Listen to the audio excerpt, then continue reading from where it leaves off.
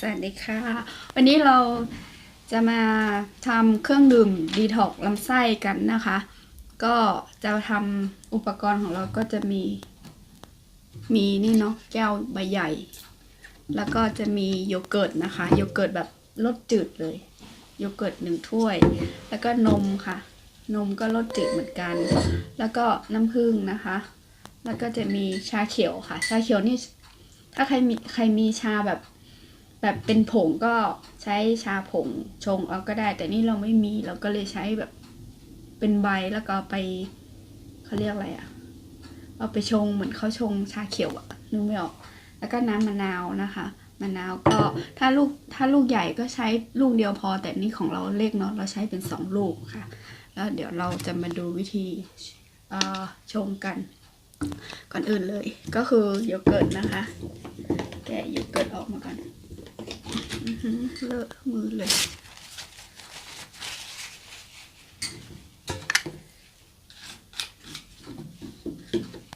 โยเกิร์ตเทใส่ในแก้วเลยนะคะใส่หมดถ้วยเลย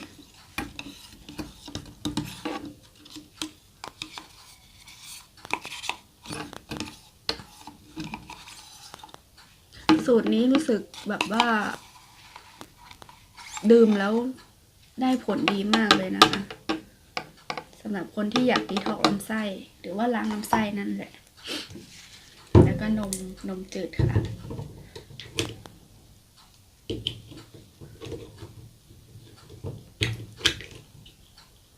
จะทำให้พุงของเรายุบด้วยนะคะเทลงไปค่ะ1 ถ้วยไม่ใช่1 ขวดแล้วก็ใส่น้ำผึ้ง1 ช้อนชานะคะโอ้ยประมาณ1 ช้อนชานี่เนาะ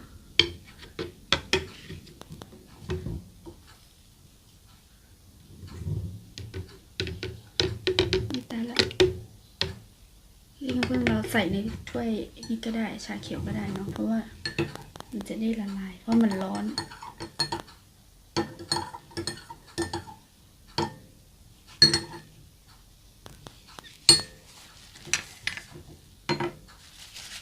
เสร็จแล้วเราก็เทใส่รวมกันเลยนะคะ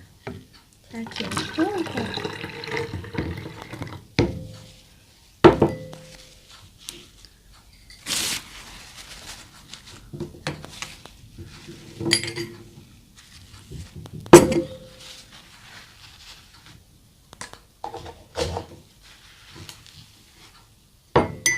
แล้วก็คน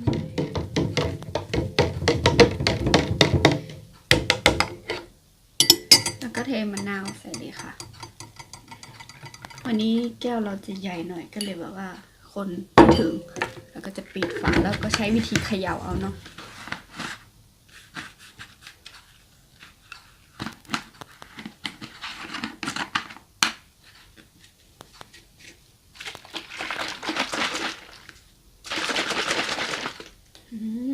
นี่นะคะเราก็จะได้เครื่องดื่มแบบหน้าตาน่ารับประทานมากแล้วก็ดื่มแต่ต้องดื่มตอนเช้านะคะก็คือก่อนอาหารเช้าทำอย่างนี้ดื่มติดต่อกันสัก1 อาทิตย์แล้วคุณก็จะได้หน้าท้องเรียบแบนหรือเปล่าไม่แน่ใจ